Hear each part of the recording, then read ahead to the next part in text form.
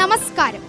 ഭക്ഷണമില്ലാതെ വലയുന്ന ഒരു വലിയ സമൂഹത്തിന് നടുവിലേക്ക് അന്നദാനം മഹാദാനം എന്ന ആശയം ഉൾക്കൊണ്ടുകൊണ്ട് നിർധനരായ കിടപ്പുരോഗികൾക്കും കൂട്ടിരിപ്പുകാർക്കും VPS Malankara higher secondary school ഒരു കൈത്താങ്ങായി പൊതിച്ചോർ വിതരണം ചെയ്യുന്നു.